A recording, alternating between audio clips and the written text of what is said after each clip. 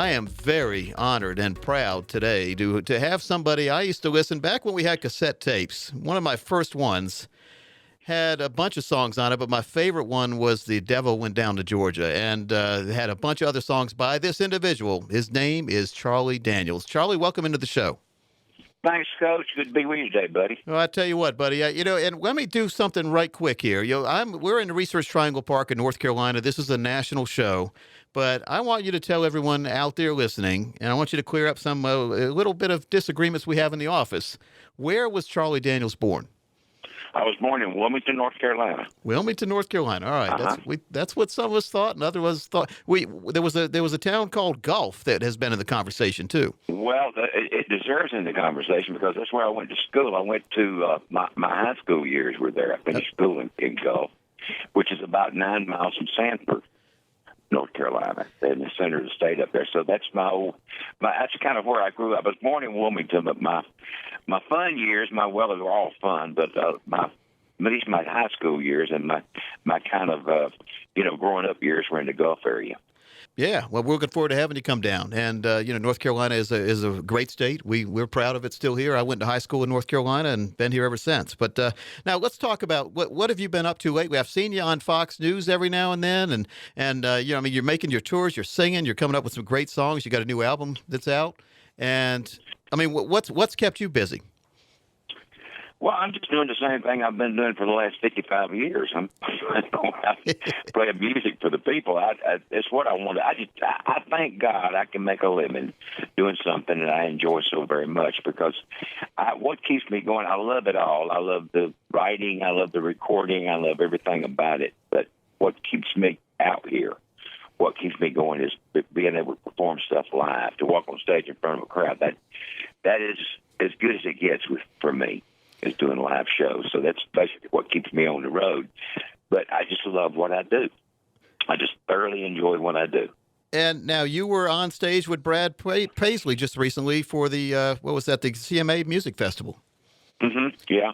How was that? In Nashville. It was, it was, I'll tell you a little bit. Well, it's probably not a secret now. Probably everybody knows. But I had a part I was doing on his song that I didn't know. I mean, I had not committed to memory. It was a real fast part that, like a kind of for lack of a better word, I'll call it a rap part, with lightning fast lyrics moving along. And I needed a teleprompter for it. And we had it all set up, and I walked on stage, the teleprompter didn't work. Oop.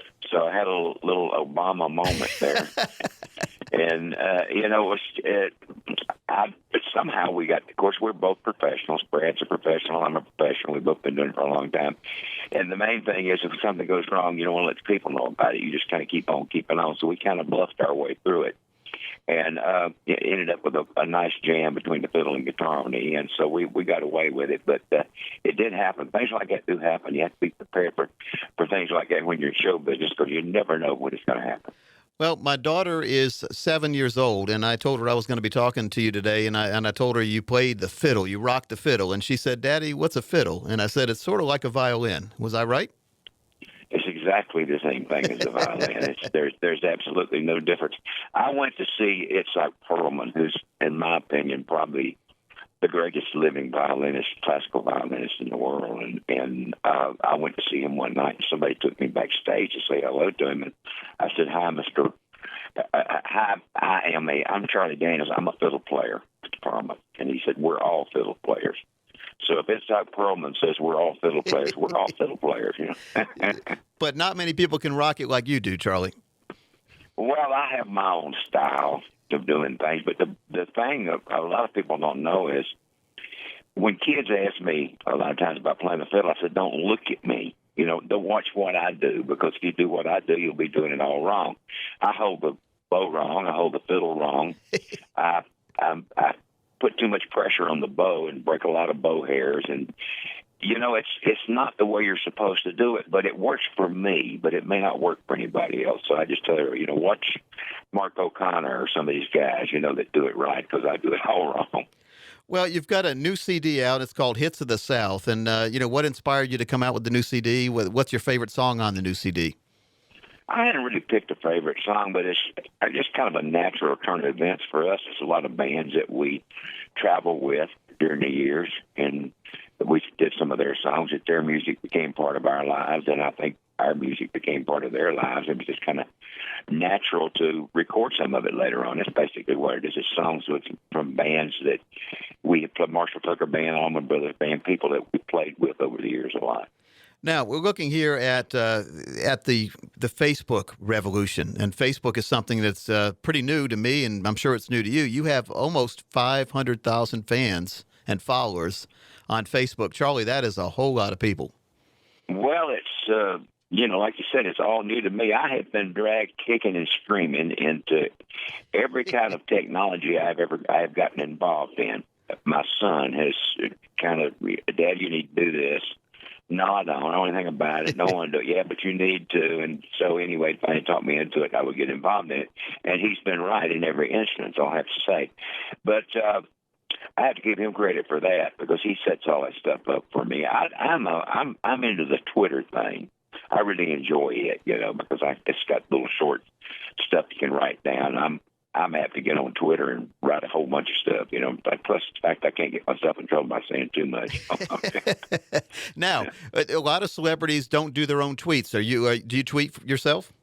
I do all my own tweets. The only thing that is not done by me is my son will put a thing on there once in a while, an informational thing that is, and he captions it CDB, Team CDB.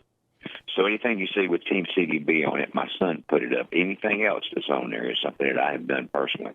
Fantastic. I've got a little trivia here that my staff gave me. It says that you wrote a song, "It Hurts Me," that Elvis recorded in the 60s.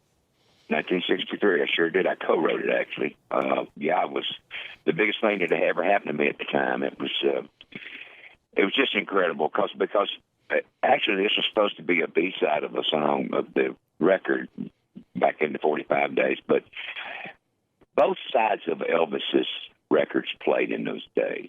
So you could be A-side, B-side, whatever, and when they played one for a while, they'd flip it on another side and play it. So we got a lot of airplay on that. It's been a good song for me.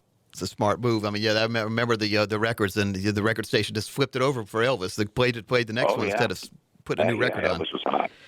Now, you also were a session player for years and played on Bob Dylan and Ringo Starr records. I didn't know that as well. Yeah, when I first went to Nashville, I did quite a few sessions. But I come to find out that that's not what I am. I'm not a session type. I'm a quintessential session musician. I need to be on stage. That's where my life is. My musical life is on stage in front of people, doing live shows rather than recording.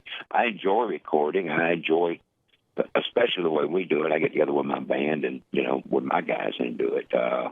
And I interpret it pretty much however I want to, the songs that we do. But that's not my cup of tea, if you will, basically. It's something I enjoy, something I can do, but I'm much better at being on stage in front of people.